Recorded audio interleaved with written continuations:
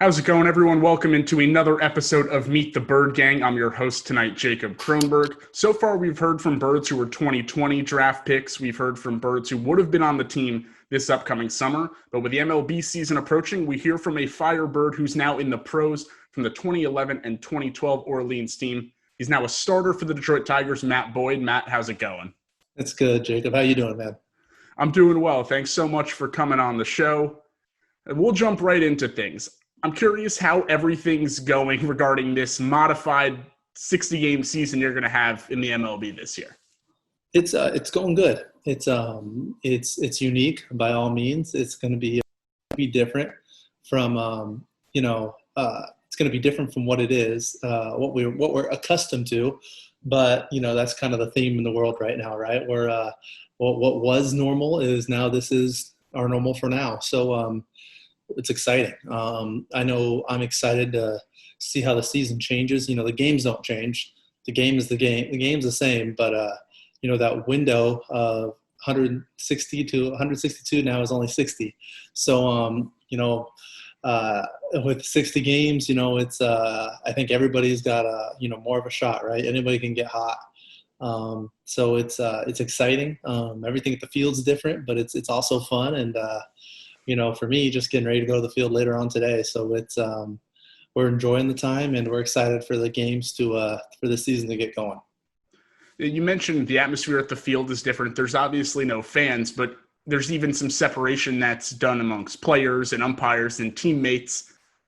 How has your daily workout routine changed with trying to, I guess, limit person-in-person interactions? It's much different in sense of, you're just really what you didn't pay attention to before, now you do, right? If one person's in the hot tub, well, you're just not going to go jump in with them now, so, little things like that, scheduling when you can go into the weight room, not eating in the lunchroom, eating in the locker room and having a whole locker, sometimes more in between you and the guy next to you. So just little things like that are different. But it's stuff that needs to happen, and it's luckily we're able to accommodate, we're able to adjust, and we're just excited to bring a game of baseball back to the fans, even though they're not going to be there in person with us, we're excited to bring the game back to the fans, back to the country, and because it's not our game, it's the fans' game, it's the people's game, it's the game that's been passed down from generation to generation. So we're excited to get back out there for that. Well, as a baseball fan, I think I can speak on behalf of everyone. We've missed baseball. There was about a 3-month hiatus from when you guys got maybe about a week or two into pitchers and catchers reporting to a traditional spring training. So in those 3 months of when you'd normally be traveling, playing ball, what was a day in the life of Matt Boyd like? Yeah, it was a lot of fun. I got to actually train here at our house in Detroit. We have big unfinished basement that I went to the stadium, unloaded the workout room into my pickup pretty much, and turned my basement into a workout room, and had a lot of good time. My daughter would come down there and work out with me. I got to be with family all the time. I got to throw at a park right down the street here. I just, even in the off season, you're gone so much at the gym. You're doing all these things that I just got to be with my 2 kids and my wife and our dog, and it was so much fun. So fruitful to just be with them and get to spend time with them every minute of every day for the most part. Usually I don't get that. Usually I don't get to put my daughter down for both nap and bedtime. Just little things like that. Get to make breakfast for her every morning and, get to help out my wife with, making dinner and, or taking care of the little guy, just little things like that. So we really, really enjoyed it. What's the situation, I guess, quarantine-wise for players when the season's going to start on the Detroit Tigers side? Are you going to be able to come home each night, or are you guys staying in a hotel? Yeah. So, we'll come home each night. On the road, we'll pretty much be confined to the hotel because it's not like we're going to want to go out. all the places that you'd really go out on the road are kind of potential cesspools of getting the virus, right? So we're not going to be going out to bars or anything like that. But in the same breath, here at home, it's just being smart. When we go to the store, we got to be smart. Probably not going to go out to dinner much over these next 70 plus days. Hopefully longer than that, some more nights in, some more lunches and breakfasts in, but luckily we'll be able to come home. If we adhere to the guidelines at the field, in the sense of adhering to the distancing, adhering to wearing a mask, you really shouldn't spread it. It's really what it's come down to. It's sticking to the rules and knowing that they're there to keep us all safe and keep us on the field. So you mentioned there's a lot of these new rules that are changing the daily life of everybody. A lot of baseball players, to my knowledge, are superstitious guys. Do you have any superstitions that you do before games, or maybe any that are now going to have to be altered? I don't think anything's going to be prohibited. It's just I'm very routine oriented. I wouldn't say superstitious. If you take away my routine, my game is still my game. But there's things I know that will help me be in a position to do what I want to do and attack one pitch at a time as best I can. But some of those things may change. I may not be able to go into the weight room whenever I want and go let weighted balls rip or do my routine. I might have to get creative and go into a service tunnel or something like that. But we just make do. It's gonna be different, but we'll just make do for sure.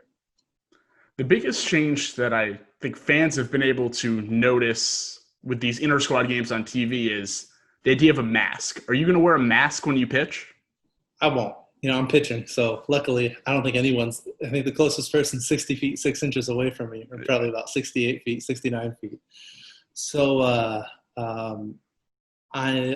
won't be wearing a mask out there. In the dugout, I probably will. I'm a high-risk individual. I've had a severe asthma my whole life. Some of this is severe. I hope it's not severe. So, I'll wear a mask in the clubhouse like I have been. I'll wear a mask in the weight room. But when I'm away from everybody else, there's no reason to wear a mask. If I'm within 6 feet of someone where I could be transmitted, or something could be transmitted to me, then I'll wear a mask. But outside of that, I won't.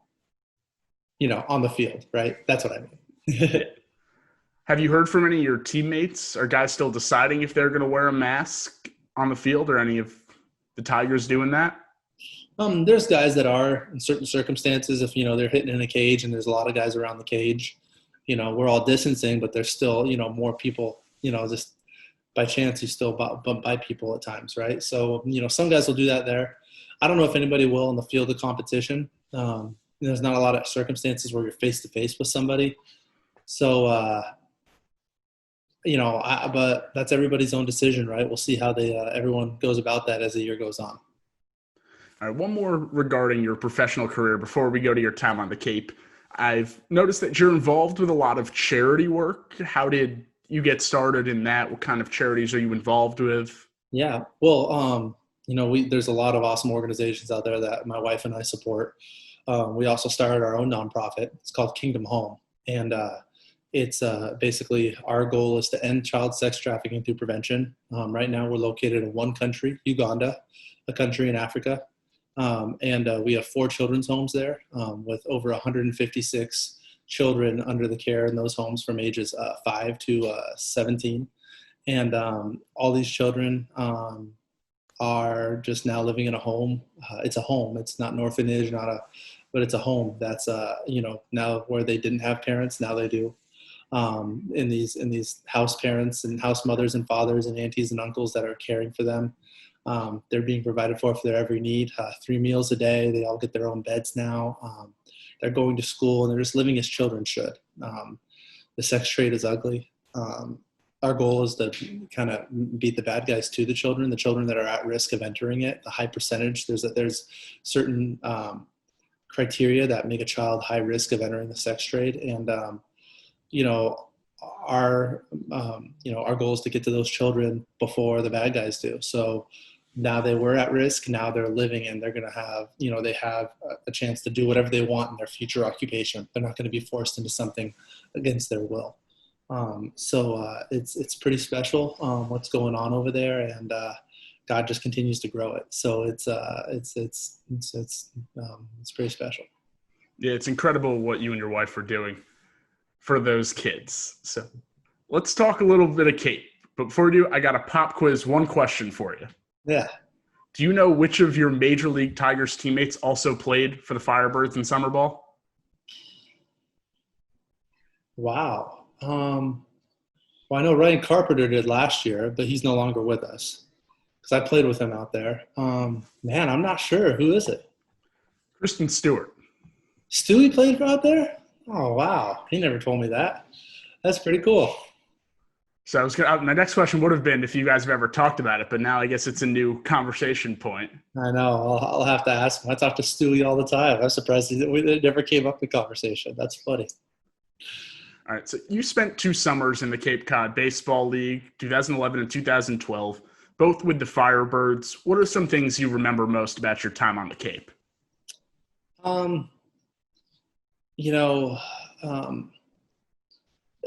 I loved my host family. The Lassiers were awesome. They had a house that was right on the bay, between Orleans and Chatham. So I really scored out with that. And it was me and 2 other guys, 3 at a few points. And my cousin played softball at UConn. So she'd actually leave her car at a friend's house in Boston. I'd fly into Boston, pick up her car both summers, and drive it around. That worked out great, and it was just a great time. I loved those summers of playing out there, just doing camps in the morning, and then going to work out at the gym, and then playing at night, and on the off days just messing around on the beach or in a pond or something with the guys. And it was just so much fun. We had a great time. We had good teams. I think we never won a championship, but we got in the playoffs both years. So that was pretty cool. They were developmental for me. Both years I actually started. When the years prior I was in the bullpen closing games out for Oregon State. So I came out to the Cape and started, and that's where the foundation was starting to be led for my routine and everything that comes with that to now where I am in the big league starting. Because my senior year was the first year I started, and everything was kind of carrying over from the Cape into that. So it was exciting, a lot of fun, and it was just playing the game.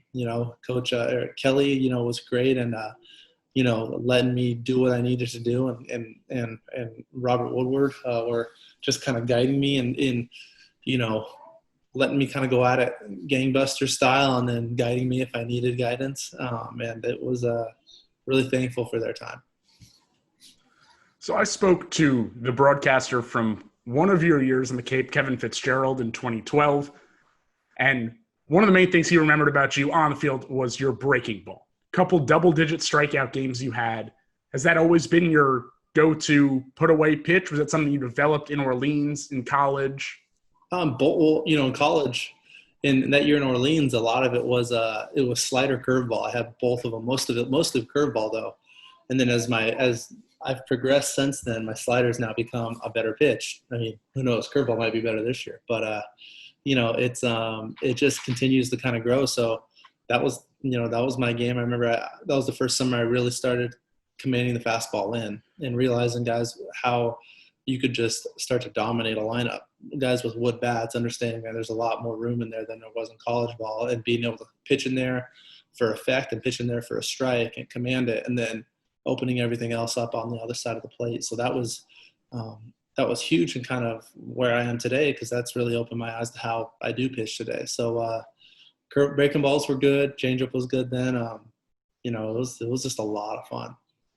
You can't talk Orleans without talking Kelly Nicholson. What's your relationship like with Skip back when you were on the Cape and maybe even up until today? Gosh, I feel like I have a good relationship with Kelly. We talk, I got to say, it's pretty much monthly, maybe even a little more frequent than that. And he's always checking in, to both West Coasters now. I ended up in Cape Cod for a few summers, him a lot more than me, but it's fun. He every time I pitch against Boston, I feel like he's texted me because he's usually out in the Cape watching, getting to watch that local Nesson feed out there. And but it's good. He's always checking in, and I'm really grateful for the time that he spent pouring into my career and getting the play under him. So it was pretty fun. A big part of the Cape Cod Baseball League is those relationships. We just hit on the one you have with Kelly Nicholson. I want to talk about some of the teammates you had. You mentioned 2 successful summers with the Firebirds, and there were a slew of guys from those teams who have played in the big leagues right now. You've got yourself, Andrew Chafin, Trevor Gott, Trevor Williams, John Brebbia, Matt Duffy, just to name a few. Yeah. What was your relationship with those guys then? Do you still talk to them now? Do those Orleans memories ever come up? Yeah. I've talked to Trevor here and there. Stroman and I, we played on Team USA together in Orleans that summer. And I've talked to, and then we were with the Blue Jays together for a while. I mean, we never really played together. When I was in the big leagues, he was on the DL. But we always stayed in contact and, always talked while we were in the organization and still do to this day. Trevor Williams, I've talked to here and there, JT Riddle was another guy I was close with. He's another big leaguer that's there. Ryan Carpenter, he went to Gonzaga. We played on the same team last year. Carp and I always kind of stayed decently close over our time. There's just so many good guys there. I remember, I lived with a guy named Jake Hernandez, and Jake was a catcher for USC and caught for a handful of years in the minors. And Jake and I, we lived together with the same host family, and it was so much fun just getting to those are the kind of relationships that, driving to the park every day, driving to, some little mini mart trying to get food, seeing what we could afford, and eating probably not the best choices, but, getting little microwavable Jimmy Dean sandwiches out of some gas station freezer section or something, That's the summer ball life. Yeah, exactly. We had a great time together. So many good relationships with all those guys. And I'm really, really thankful for them. We had a lot of fun. Those are some of the best summers I've ever had in my life. So you beat me to it. You mentioned Marcus Stroman. You guys ended up both getting drafted by the Blue Jays. So you've played at 3 different levels with Stroman. Team USA, the Firebirds, and the Toronto Blue Jays organization. Do you have any good stories about the 2 of you or good stories about him? I know he's a top-tier personality as well. Yeah, no, Stroh's, he's awesome, man, and just very talented. The thing with the Blue Jays is that I was a senior sign, so that's why I came back to he went in the first round, and then I was drafted 13 rounds later, so I decided to go back and become a starter. And when I came back, I was behind him. He debuted, so we were always like a level apart with the Blue Jays. And then when he got to the big leagues, I was in the big leagues the following year, and then he was on the DL. And then by the time he came back, I was over in Detroit. So I think we've gone head to head a few times in the big leagues. I can't remember who's won, but it's bummed I never got to play with him coming up with the Jays. But it's been a lot of fun, and man, I'm really happy to follow his career and see all he's doing. And now he's back in his home state in New York, so that's pretty cool for him. All right, I like to wrap all these up with a game called The Cycle. 4 levels of questions: single, double, triple, home run. Kind of get a little more to know a little more about you. We might leave the baseball side behind a little here if you're up for it. Yeah, okay, let's do it. All right, so the single level questions. Your funniest teammate from Orleans either year, and then your funniest teammate on the Tigers with you. Okay, funniest teammate in Orleans. Oh man, we had some really, really funny guys in Orleans. A lot of funny stuff going on in the bullpen. Tyler Gebler was pretty funny. He was always kind of a clown, and always pitched well, but always just kind of like, the guy was hilarious. And then all of a sudden he'd be in the game and it'd just be, shutting guys down, and then out of the game and he'd just be wacky again. So he's pretty funny. Guy that's hilarious on our team out in Detroit, Jordan Zimmerman. he's a very, very dry humor, and he's always just jabbing guys in the best way. He's a guy we all look up to. So Zim's a great guy. All right. Now more on you. The double question. Your two favorite dinners. Two favorite dinners. They can be from a restaurant, home cooked. Man, my wife, one of my wife's mom's side is from Hawaii, so I love like a good plate lunch. You give me some Kahlua pork and shoyu chicken, some mac salad, and rice, and I'll be set. I love that. You don't find much of that out in Michigan, so whenever we get a chance to slow roast a pig here for about 12 hours, we get the chance. We did that a lot over quarantine, and then I love a good steak. I have a smoker. I kind of love messing around with it. So, man, give me like a ribeye, and I'll rub that in coffee grounds and some other spices and stuff. And that's mashed potatoes, green beans, or carrots, and I love that. Sounds good to me with either of those. Now on to the triple. Obviously, travel is going to be a bit restricted this year. You're only going to play really the AL Central and the NL Central. But you've been around the country to different stadiums in the past. What are the three best cities to visit on the road?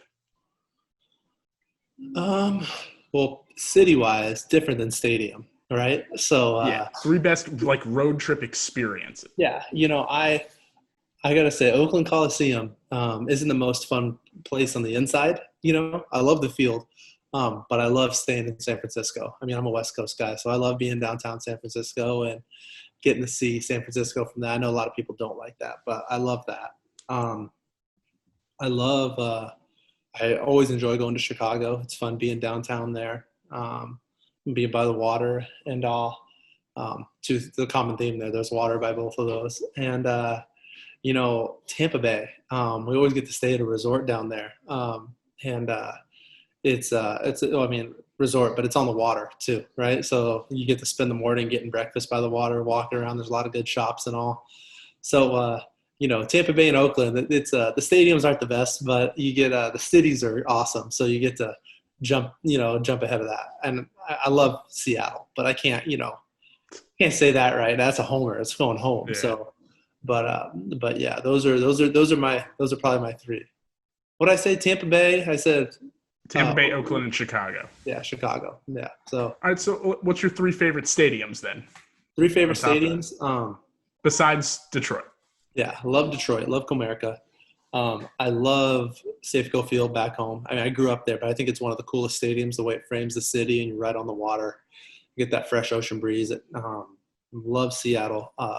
Love getting to go to Yankee Stadium. I think Yankee Stadium's, even though it's new Yankee, the Yankees they do it big time in the clubhouse and all, and I think it's a really cool stadium. It's kind of right on top of you, and it's got those clean lines with the beautiful arches on top. I love the Yankee.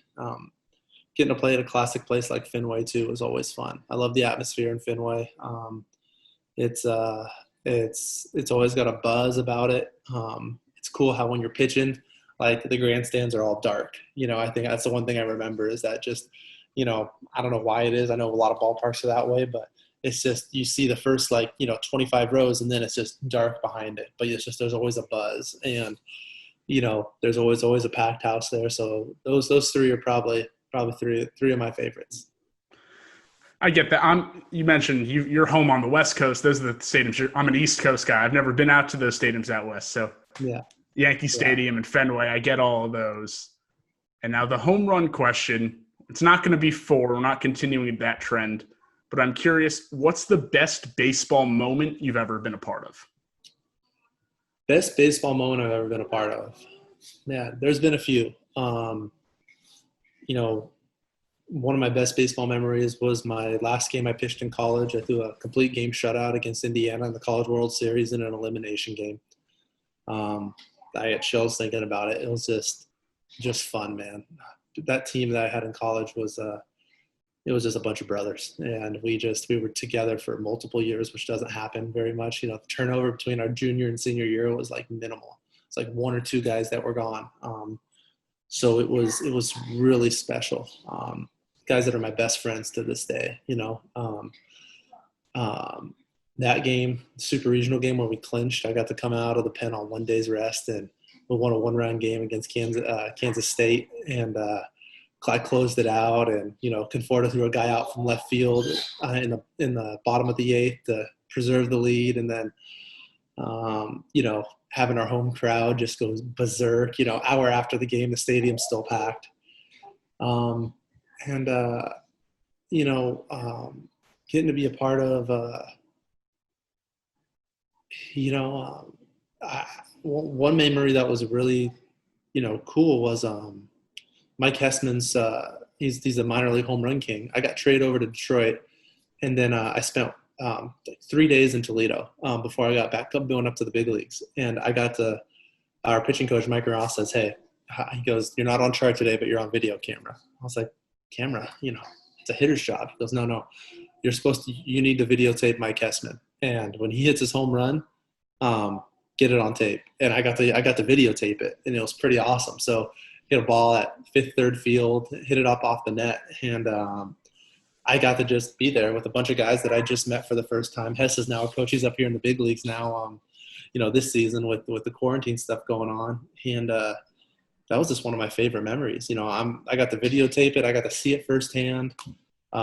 I was included as part of it. It's an individual accomplishment, a lifetime accomplishment, but I got to be part of something like that, even knowing the guy for just 3 days. And it was really, really special. So that was probably those are my top 3. Awesome. Well, thanks so much for taking the time on Meet the Bird Gang. Once again, for our Bird from the Pros, Matt Boyd, I'm Jacob Kronberg. Thanks for watching, everyone. Thanks, Jacob.